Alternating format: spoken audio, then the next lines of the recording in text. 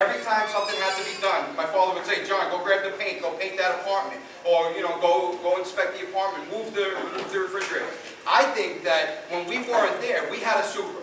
And I'm not sure if the supers are actually living in this building, but I think you need to have more on-hands employees that live here so that when you have a problem, you can simply go to your super's doorbell and say, hey, Bob, come fix this problem for me. This is what the nights should be doing. They used to do. They used to do. They need to do that again. They need to bring back the employees back into the building so you don't have to go crazy on the phone. Thank you.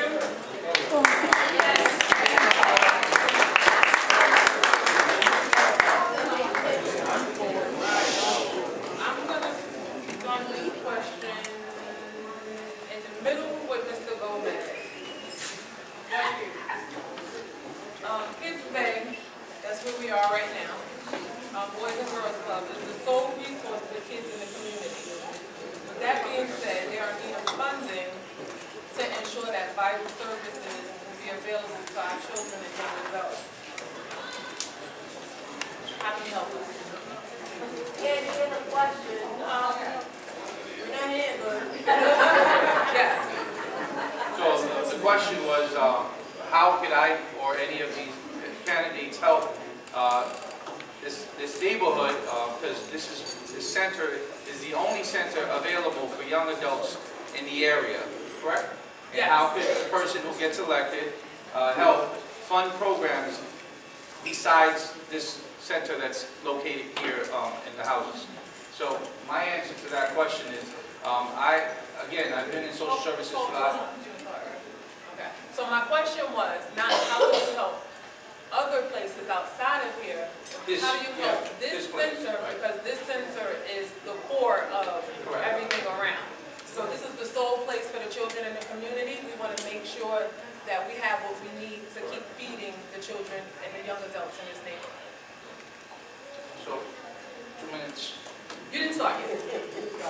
All right, so, again, I've been in social services. I've worked in the community. I've ran programs similar to the one that is being run here in this facility.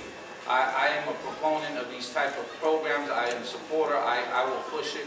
I will effectively run to get money to continue to fund this, not only this program in this building, but to support and get more programs around this community. So it doesn't just benefit this particular center, but all of the children in this neighborhood. And what I mean by this neighborhood is all the houses, as well as the neighboring homes and area. I believe that we need to engage our young children. I believe that we need to give them something to do, because if not, they're going to get themselves in trouble. Free time is not a good time. And after school is very important. And when they're off from school is very important. And I don't think that we should just have programming for young children. We should have programming for kids from kindergarten all the way to 12th grade.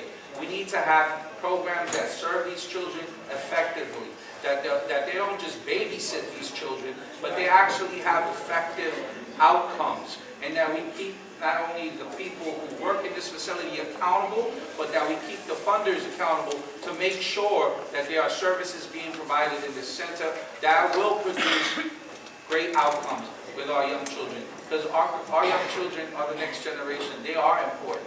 I came from a neighborhood where there wasn't that many resources. So I do know what it is not to have somewhere to go to after school or during the summer or when my mom wasn't around. And it's important that we continue to fund this center and find ways to get BYCD, to get the City Council with this discretionary funding to continue to fund this program, fund this center, and even expand this center. There's space around us that we can build other types of activities, baseball fields, like a field that's right next to us that's not being used properly. Across the street, we're spending $400,000 tax dollars every year given to Donald Trump because they built a golf course when that money could have came to fund not only this center but these houses. We need to shorten up the responses. There's 7 of us, each one of us 2 minutes is 14 minutes, 10 questions, we're going to be here for 2 hours, and we're not going to get to the point of it. The fact of the matter is, Kips Bay is a safe environment. It's an educational environment. As we walked in, we saw over a dozen kids in that computer room. This past weekend, you had children outside that brought their own TV set out with an electrical cord from the 3rd floor down so they can play Xbox. And I asked, why aren't you in Kips Bay? You know what the response was? They steal the stuff. It's broken. We don't have those options. That's a shame. There is almost 1,700 apartments here. That's nearly 5,000 residents. You should have everything. You have the power in your hands. It's with a vote. You hold me and every elected accountable. This center should be fully funded, not with 100 children that you currently fund it for, but to as many children that live in this complex as necessary to make sure that they have options, that they're off the street, in safe environments, in an educational environment. I promise you, part of my discretionary spending will go to your center.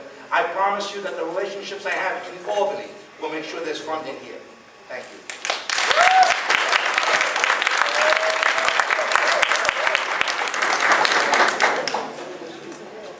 Good question. I think too much in public life, and again, I've worked for politicians, I've worked for agencies, is we sit here, we tell you, I want to be the rock that your church is built on. Elect me and I'm going to solve all your problems. I'm going to part the water, I'm going to get rid of Donald Trump, I'm going to do all these other things. We're running to be your city council.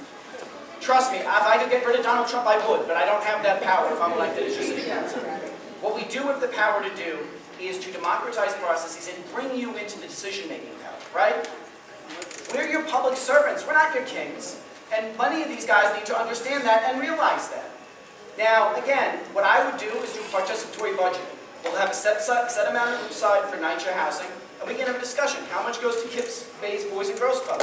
These young ladies in the front here told me there are no cameras in the senior buildings. Maybe that's another thing that we'd like to fund, right? Maybe we need to expand Stand Up to Violence and get a new worker in here to make sure we keep gun violence down. That's right. This is not a decision that one politician should be making. And the fact of the matter is, again, it all sounds good and great. Remember when Trump was going to have the golf caddy program?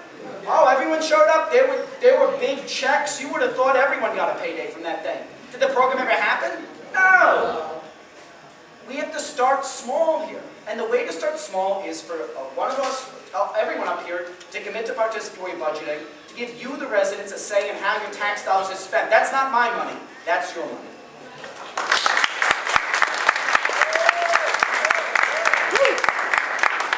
By the show of hands here, can I see how many people lived in this community in the 1980s? All right, you guys remember the time when this building wasn't here, right? You guys remember the time when the baseball field was open, right? All right, I was here at those times, and times were good. The kids were out there playing, things were good. Well, in the 80s too. In the 80s too. This building wasn't here in 1987, 1990. But it wasn't extended out. It was okay. All right. So it was a different version of the building. Anyway, I think that we need to get that baseball field open. My brother-in-laws used to play at that baseball field. We need to get it open. We need to bring a little league there. We need to make sure that the kids of this community do enjoy this community and not have to go outside. We need to make sure, like John said, participatory funding is very important, where you guys have a say of what goes on and what we spend our money on. Because when you want something, if you don't have a say in it and the politicians just push it through like de Blasio does all the time, then like John said, he's just our king. He can't make decisions for you. We need to have a discussion about everything where we can say, this is good for us, this is not good for us, this is what we want. Another thing we need to do is we need to figure out how to have more protection for the center here, because I believe that there's not enough police officers that are in the PSA. I believe there's 206 police officers that have to cover 16 housing, and if you do the math, that only gives them a few officers per shift. So we need to bring more police officers in so that the community can feel safer when they're here. Thank you.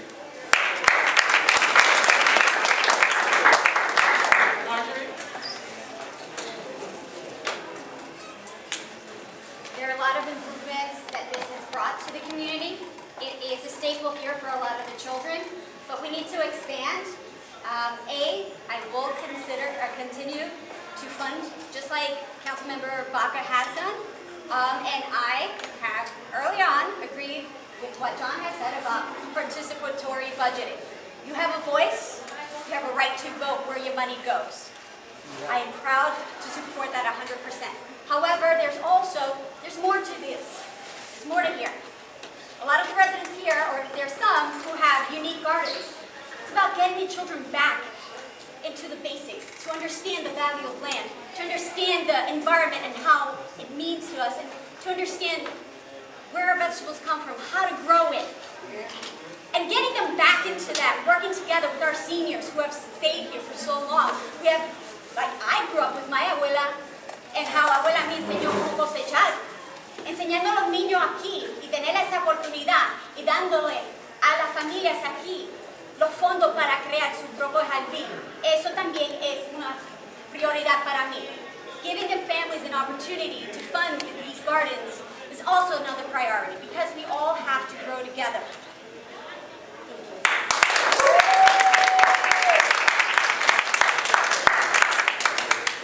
Your question, I'm about not-for-profit organizations. My whole life is not-for-profit. First of all, in this area, the District 13 that no one ever speaks about, and I've been raising it for years, we have 2 daycare centers that are publicly funded, city funded. Everything else is private. You need a second mortgage just to pay to send your kids to private daycare service here. That's a necessity here. One is located, fortunately it's located in Throggs here. And that's great. The other one is in Town Parkway houses. But in reference to so having said that, I've also been chairperson of these not-for-profits, volunteer obviously for years. And I understand that services with city contracts are very important to not-for-profits. I haven't looked at your 990s. I don't know what kind of funding you have, but obviously you do need more funding. The city councilman, for 12 years, has been allocating $400,000 a year, discretionary funding. 5,000 here, 20,000 here. He gets to one group, IDC, $60,000 a year. They come around to the parks and put movies for the kids, $60,000. So obviously, the councilman, whoever is elected here from this panel, thank you ladies, good evening, have a nice evening. And the council that gets elected has control to the discretionary funding. Obviously, I can't say, it might sound like a bribe that I'm going to tell you, yes, I'm going to fund this organization, as much money as possible. I can't say that, but obviously I will support it. I will support every non-for-profit organization will be reevaluated. To see what funding sources that the councilman of this office has been providing for years. And if your organization needs it, and obviously you do need it, you're going to get it from me. Thank you. And I think I'm the only one that answered the question.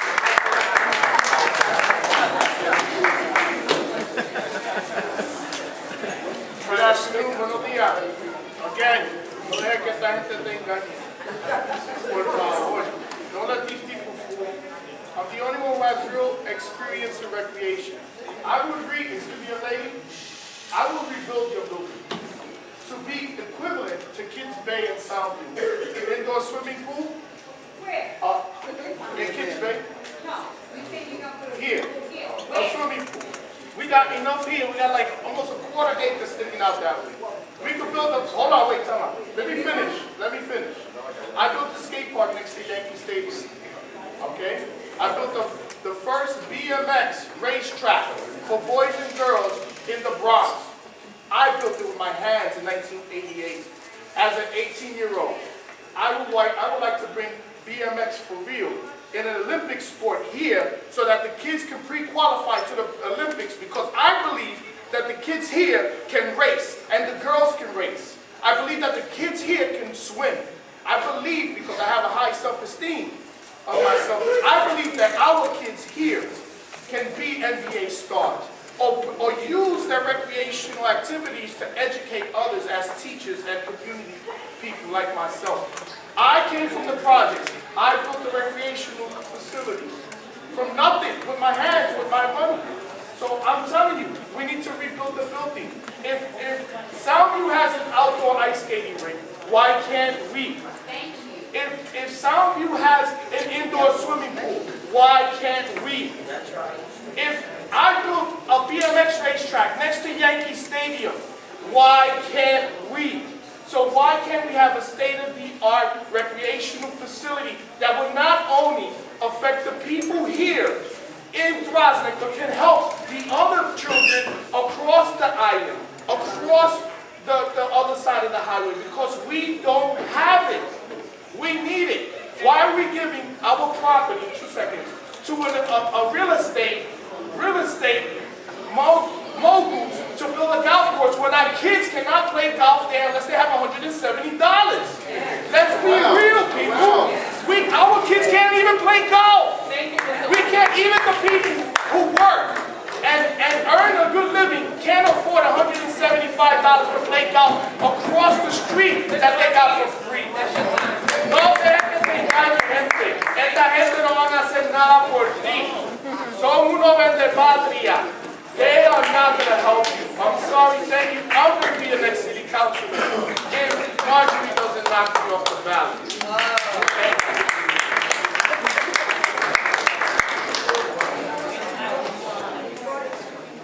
Can I say something? Thank you, Johnson. I'm sorry, I'm very passionate about this. We started this meeting out with over 130 people. If you look around the room, a lot of people have left. They left out of frustration. They feel as though the questions are not being answered. And that is the point that I was making earlier. My intentions was not to disrespect anyone or to have anyone in here disrespected. This is why I said maximize your time. Tell what you plan to do to fix the problem. We spend so much time trying to tear each other down. It's not about tearing each other down. It's about building up this community. That's what it's about.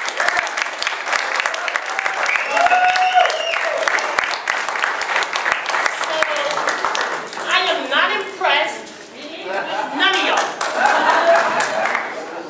But I tell you one thing. If the outsider comes in and don't respect your leadership, the person who represents you, that says a lot about that person. What will they do when they get in office? Will they respect you then? Because I don't need a title to respect. Respect is due to everyone. Right?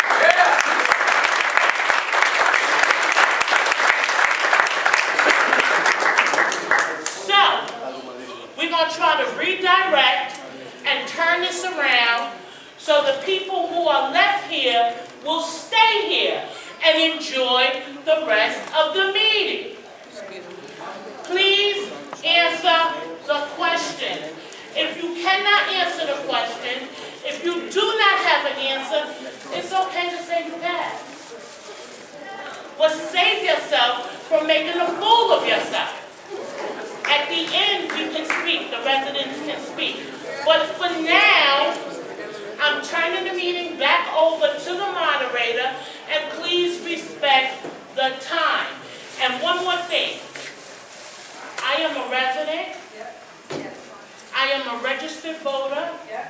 And I have a right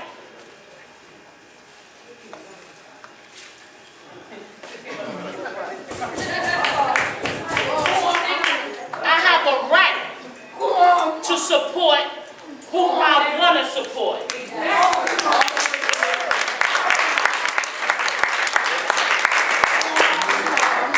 And because I am the president of Throggs Neck Resident Council, my job is to tell my residents the truth.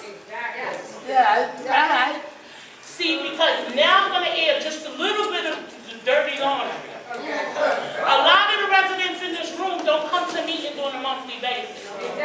A lot of these residents in the room don't deal with politicians on a daily basis. So y'all don't know who is who. And that's the purpose of having these guys here. So you can get to know who they are, what their thoughts are, and how they plan to work for us. Because at the end of the day, they work for us. That's the purpose of this form. So if I feel that this person would be a good candidate, then that is what I'm going to bring to the people I represent. Exactly. And there's nothing wrong with that. Right. At the end of the day, you still have a choice. You can vote for who you want to vote for, but that is my job. So don't sit here and try to make it seem like I'm doing something wrong because I am directing my people. With that, I'll turn it over to you.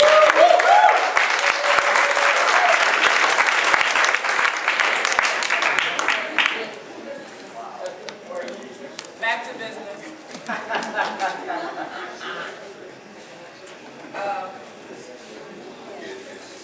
So this is specifically about the police department. We're often told that there's one police department. However, based on our observations and experiences, we see that there's not only a difference in how we're responded to, but also a difference in the way in which they treat each other. How do you propose to bridge the gap between the 45th precinct and PSA 8? Very good question. Very good question. I'm going to start with Jonah. Give it up. Thank you, first of all, great question. And I'm glad that you put things in perspective. And I'm glad that you did, and I didn't bring this up first, but when we address each other, gentlemen and ladies, it should be by our last name, and if I ever hear someone call that young lady by anything besides her last name, it's really disrespectful. Her name is Miss. Her name is Miss.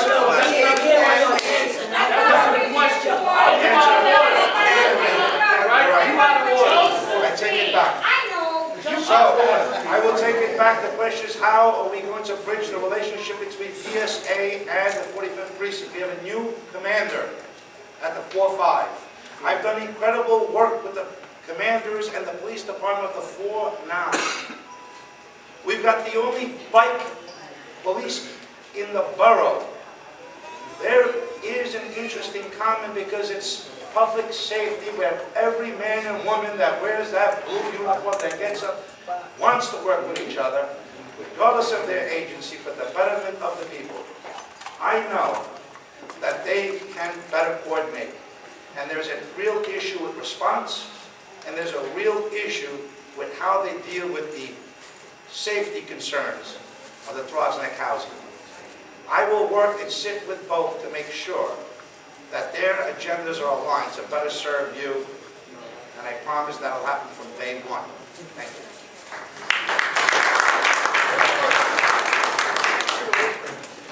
All right, a direct answer to the question. I actually sit on the board of the 45th Precinct Council. We actually have Bob Eder in the back, who's the president of the council, who's joining us here today. I'm going to say something that's a little, maybe a little dramatic, but something we need to consider. We've segregated the housing units outside of the normal precinct structure. Does that make sense anymore? A few years ago, Commissioner Brennan was reviewing that, and for whatever reason, he begged off it. I would want to reinitiate that conversation with the new police commissioner. Why do we need to have the housing segregated from the rest of the community? If there's a shooting in Throggs houses, I care just as if it was anywhere else in Throggs. All it leads is to the dissemination of information. People don't know what's going on. We've segregated housing so that it's a city unto itself. That's not fair. Mark brings up the 49th Precinct. The 49th Precinct, they don't have that. PSA 8 is not in Pelham Parkway houses, and it's in other areas. And that's why we need for the precinct to be in all the housing complexes, for it to be one unit. It's one neighborhood. It's neighborhood first, but it's all the people of the neighborhood together. And I don't think the police service area 8 structure is serving this community.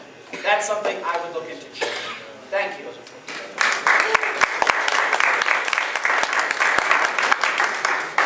So the 45th Precinct has approximately 170 police officers. I confirmed that this past week after being told that my numbers were inaccurate. I'm being told that PS8 has 206 police officers, which are shared amongst 16 housing developments. We have a lot of cops, but we have too much of a big area that they can't cover.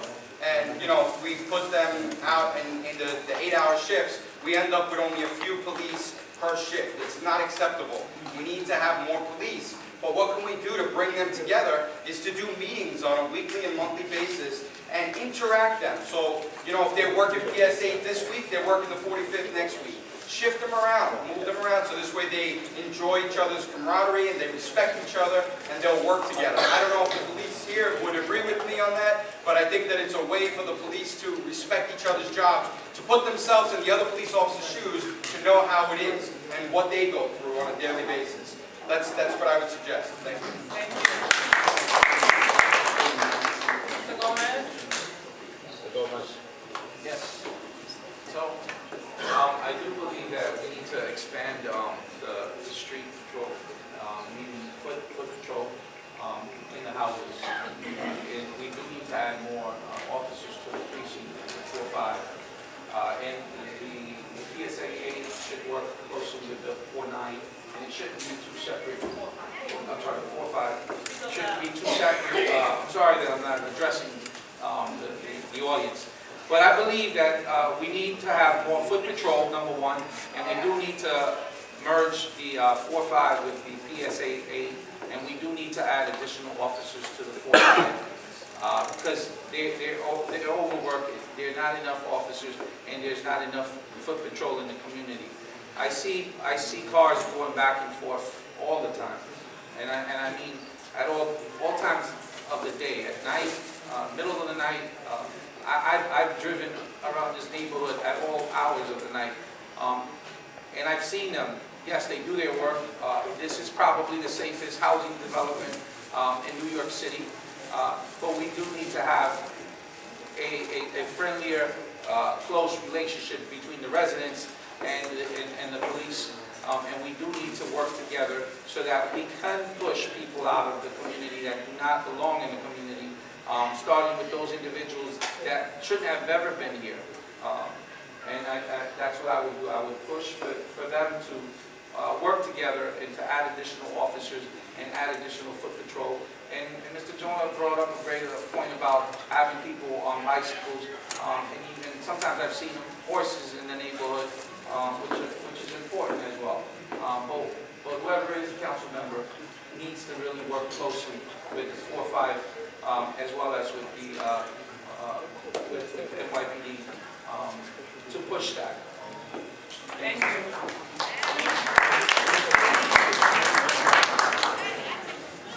Ladies and gentlemen, first of all, I support NYPD 100%. Those guys in blue are my brothers. And when I'm in need, they're there. I understand sometimes the perception in the media shows something negative. But let me tell you something. Esa gente, those people, they will lay down your life for you. They will protect you. I propose, as your next city councilman, a detail in all the project systems. Because they have to respond to all the projects, am I correct? You guys respond, your detail has to respond to all the projects in the Bronx? Am I saying that correct? No? Well, this is the way it is. In Monroe, there is no project. There is no police presence there. There is no police station like here. In Edenwald, I don't think there's a police station there. In all the projects, there isn't. We need to hire more police officers. We need to give them more support. And they, in return, can give more community service to our children and our families so that we don't have to fear them. So that we don't have to be scared of them. But if they're overworked, right, underpaid, and a small group, how can they patrol the vast Bronx area? So I honor my police department. I think we need to hire more police officers. I think we need to put a police precinct in strategically in all of the housing areas that can support the NYPD in the regular police precincts so that they can network with each other. Yes, some communities have patrolmen and bikes, because those communities have more money and have more political power and clout. And we do too. But I think also we need to support them, we need to network with them, we need to bring them into community events. We need to socialize with the officers and have them friendly with us. So thank you, that's what I would propose.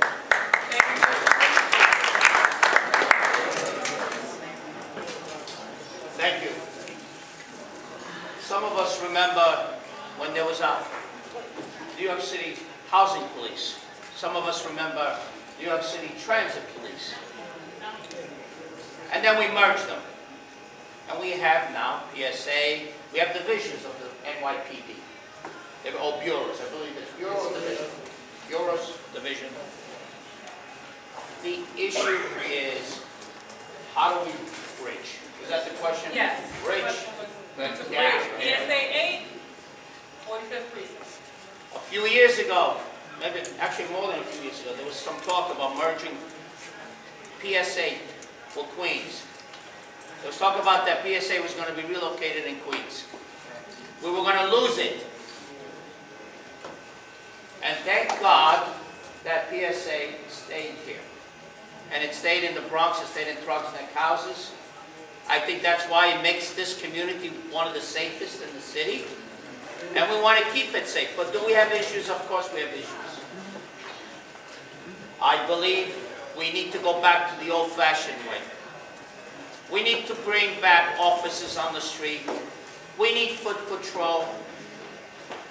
We can't have just cars cruising by, not stopping from one call to the other. We need to bring back the beat officer. And that means the beat officer in Throggs Neck. That walk and sees and knows who the problems are. The youth that need maybe some advice, maybe to talk to, maybe to save them before it's too late. But we also have other issues here that I think it becomes a police matter. And although the question was not related, we do also have a problem here with subleasing, illegal subleasing. And unfortunately, some of the subleasing contributes to the problems. That's your time. Thank you so much.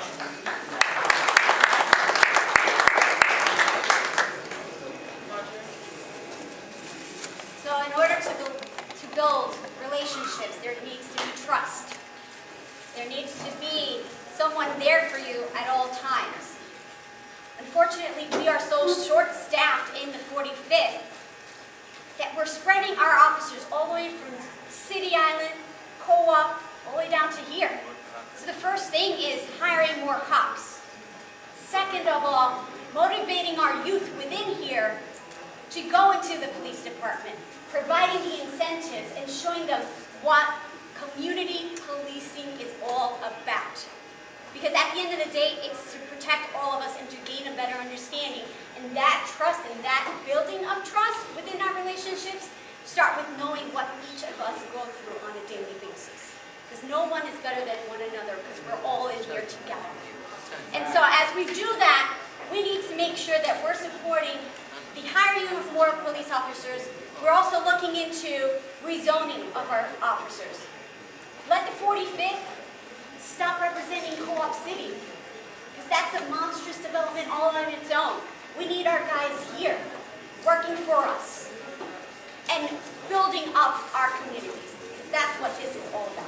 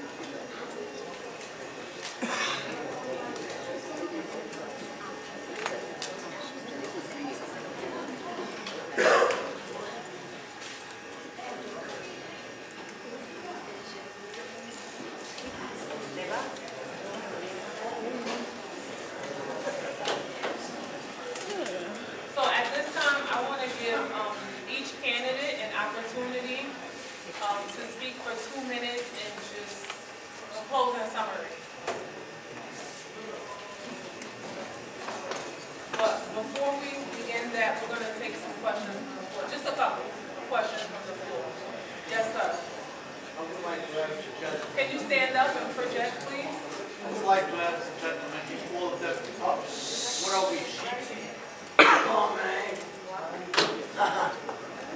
Sir, the word was pups. Pups, So what are we, sheep? okay? I don't know, you call yourself a sheep? You feel like a sheep today? No, you should be a sheep. You know, I was born in Italy. I know how to handle sheep, don't worry. So you're a sheep? I don't know, what does the question mean? If I disrespected anyone when I said that to the candidates here, I meant in reference to experience. I'm the oldest candidate here with the most experience here. I'm not connected to any politician. I'm not connected. I don't come here with 20 people who mark Jonite shirts. I come here with registration cards. Registration cards to the people. To say to the people, empower yourselves because these politicians are not going to be here. Thank you. Thank you.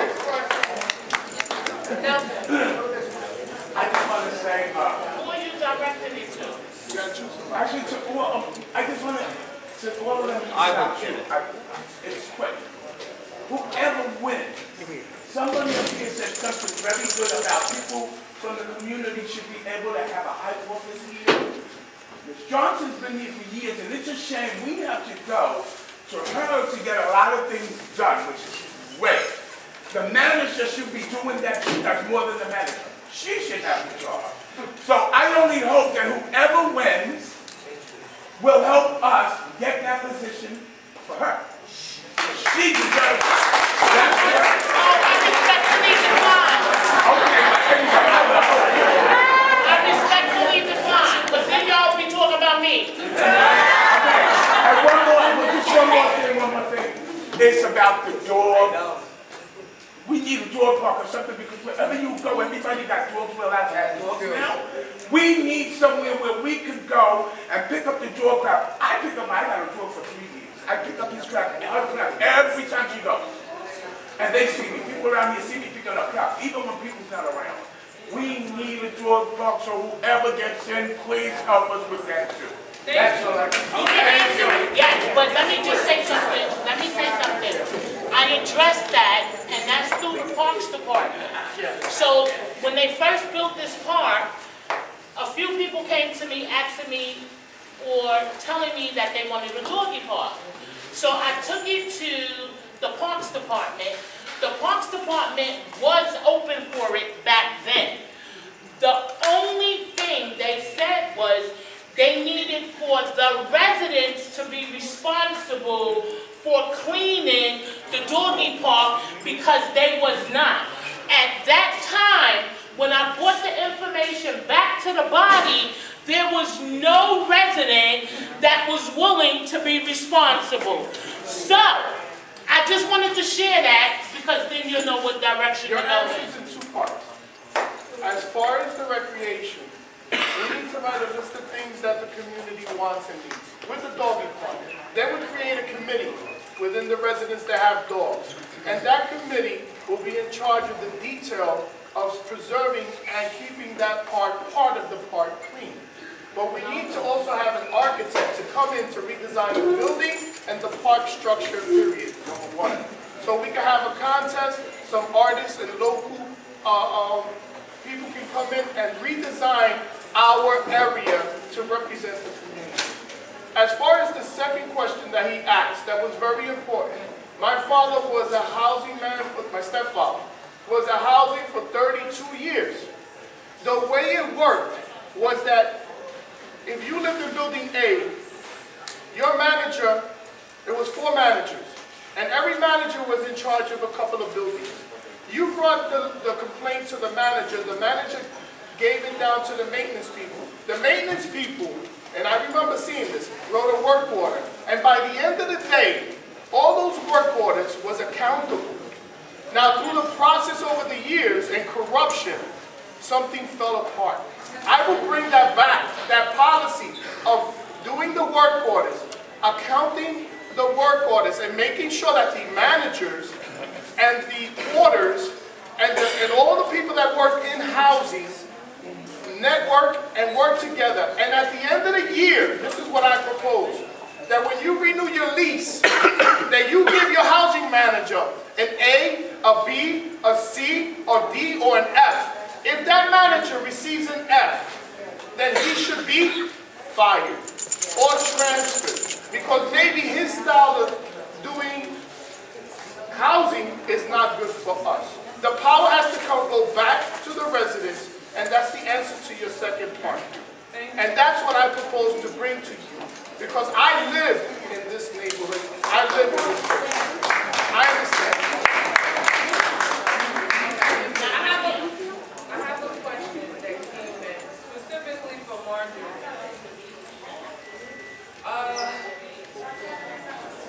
Why has her husband, who works directly for the mayor, has not helped with night shift? What will she do for us? If your husband, who works directly for the mayor, hasn't done anything for New York City Housing Authority, how could you promise us that you're going to do something? That's a really loaded question, but first of all, yes, my husband does work for the mayor. He started this year, so that's pretty interesting. And it's great to know that as a female, I'm being judged on my husband's job.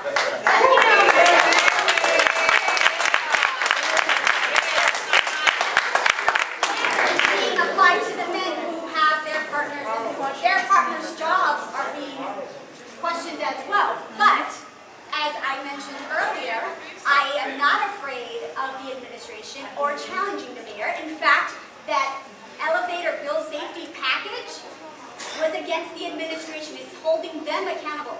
I did it now as a candidate while my husband is working, so guess what? I'm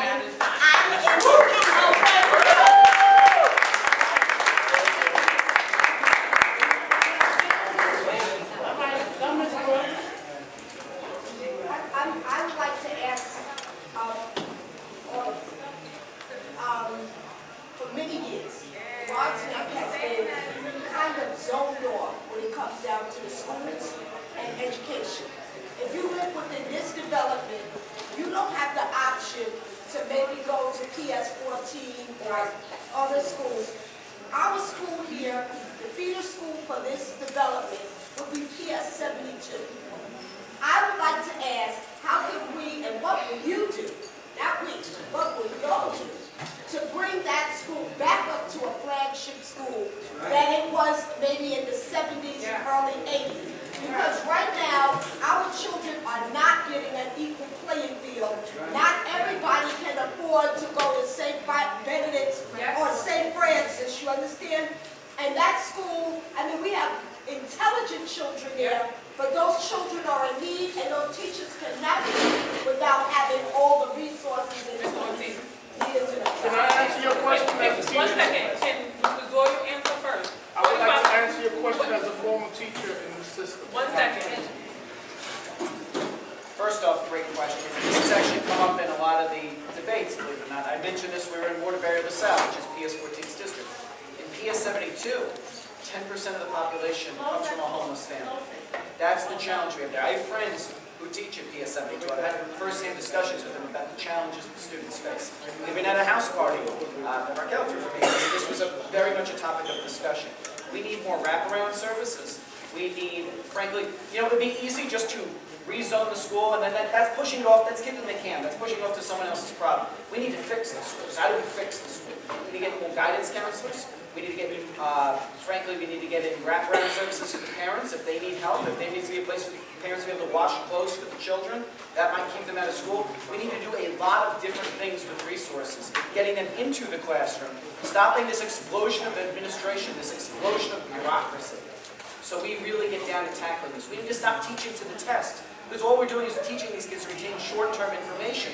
They're not learning anything from that. And we're judging all these schools based on the test scores. That's not fair either. What we need to do is, rather than just rezone the school, we need to go into the school and find out what we need to do to fix it. We need better teachers. We need to pay teachers better, frankly. We need to make sure that teachers who are maybe taught for 20 years in another school, right, to go into places like 72, which I believe was a C rating in the last very antiquated system. If they'll go into PS 72, let's pay them a little bit more money to take on that challenge. Because you know what? One good teacher can make a difference in the lives of so many of these children. And that's what our cause needs. I'd like to hear from this gentleman, and I am an educator by own self. Okay. So I'm a former tenured teacher in the Board of Education here. One of the things that we threw out was God out of the school. We don't even pledge allegiance. Did we start this day on pledge allegiance? So our children don't understand love and honor for thy country. We threw out music systems. Remember we had a jazz band.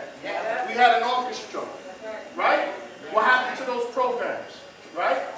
We threw out science programs, computer science. Stevenson, where I went, had a music program, had a computer program, had an automotive program. So our kids who could not read and write and go to college can go and get skills. So I hope I'm answering your question, Mr. Price. You listening? I'm answering their questions. Put this in the media. So what happened was this. When we took away music, our kids that learned musically got lost. When we took away skills, learning how to work with shops and metal shops and automotives. Remember we had automotive schools? How many of them? Only one, Smith, and they're about to take that away. None of these politicians here are going to bring that back. I want to bring back the music schools. I want to bring back Throggs House. Remember in Pelham Bay there was a Throggs House. I want to bring back automotive skills. I want to bring back all of the skills that we had before in the 70s and 80s, where the kids learned, even if they were delayed, they learned through music, they learned through automotives, and then if they couldn't go to college, they could use that certificate that they got from the state, and they could get a job, and they could work as a mechanic, or they could work with other skills. But none of these guys are going to present to you how to bring that honor for country, honor for America, honor. We don't make anything. We used to produce TVs. We used to produce massive cars. Everything that we eat, we buy, and we consume is foreign. We have become a nation of consumers, and we don't build anymore. We don't think, because these politicians cannot legislate. The Civil Rights Act gave us the right to an education. And that education, whether you were poor, whether you were disfranchised, allowed you to have an equal play with everyone in the country. I'm proposing that as a legislature. Thank And you, there's Mr. Ortiz. there's one thing that they can never take away from me. And I brought it with me. What's that? It's my college degree. All right. Right?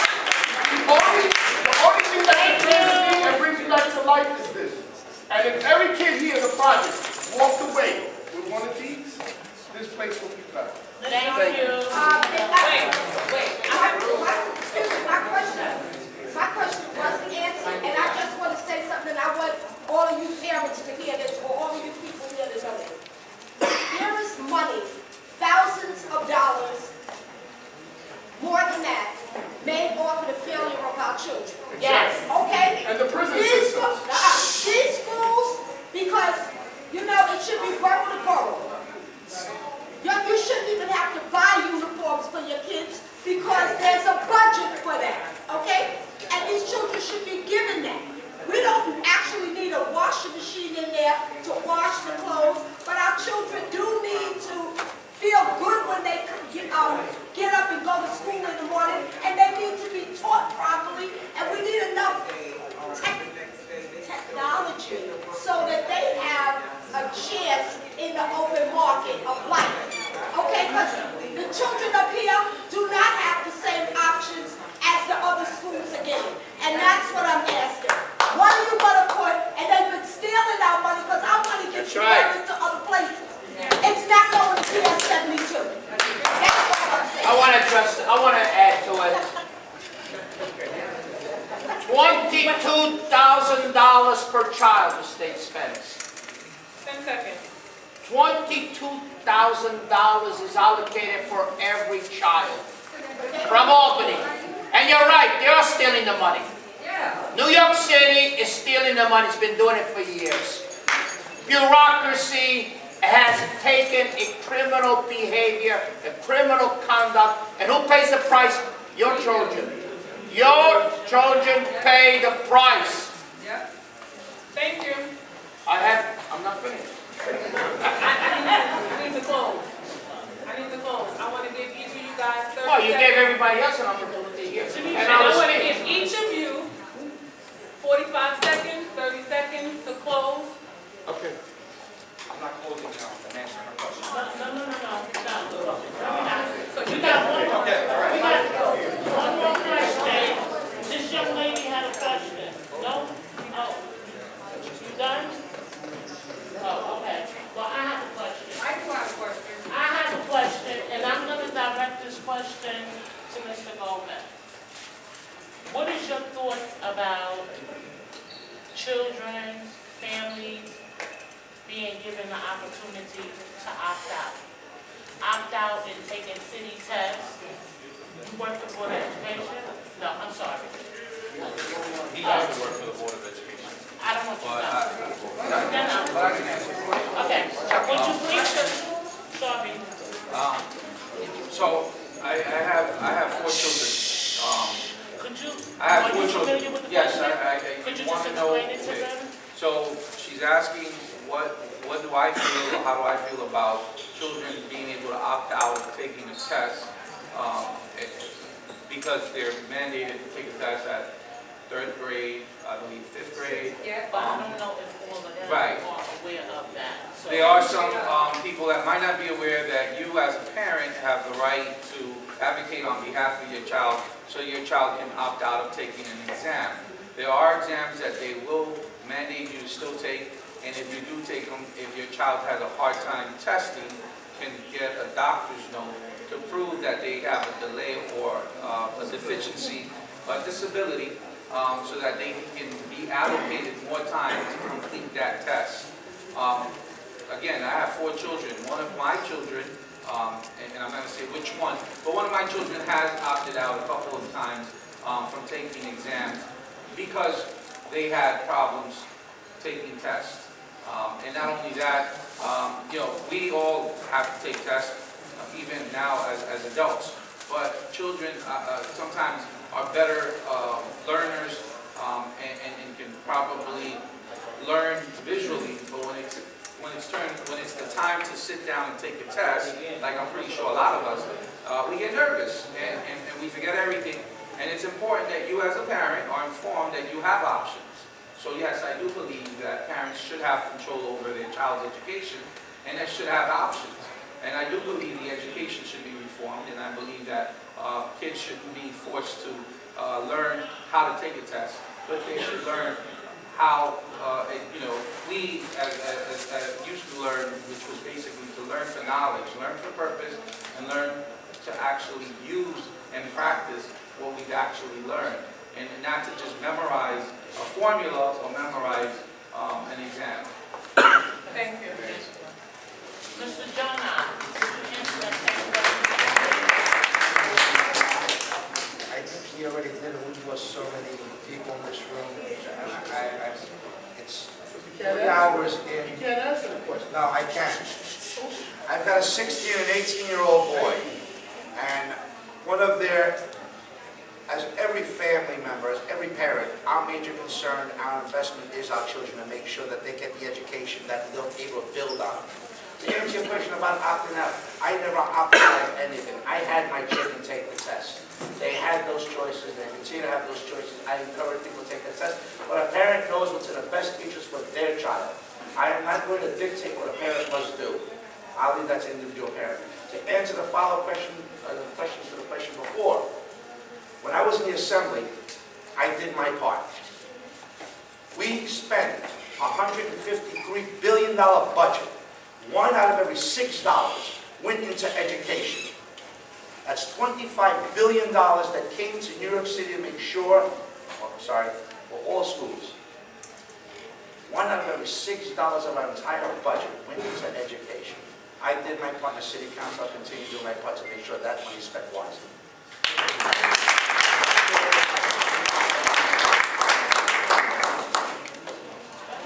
Marjorie, can you answer the same question, please? About Opting out. if I would allow my children to opt out. No, what are your thoughts about opting out? My thoughts on it is every parent has that decision and they know their children best. And ultimately, it's about the parent's relationship with their child, and it's about the child having the best learning experience. When you have that exam, if the child is nervous, anxious, and just doesn't want to do it, then you really have to weigh in and fight for your child. It's about fighting for them first. I'll take away 30 seconds of my final statement so you can let me answer that in 30 seconds. You can do that now. Thank you. First of all, I want to say one thing. As a former teacher, the state creates the curriculum, right? They set the guidelines. But New York City, the teaching staff does not have the skills and the training base set to teach towards the curriculum. How come private schools have such a success rate and public schools with free money don't have a success rate? The problem and the issue is this: as a teacher, we buy $70 textbooks that don't have any of the knowledge base of the curriculum of the state. So therefore, if the teachers don't have the textbooks to teach and guide the children at the state curriculum, how can they pass and supersede?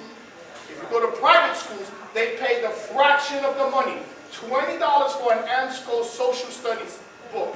If you compare it to Board of Education, 70.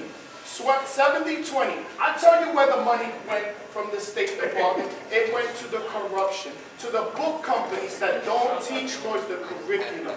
That's the problem in New York City Board of Education. And I got a lot of slack, and a lot of you ladies caused that. Because I bought my own set of textbooks. Yes, Mr. Sereni's going to begin to wrap up.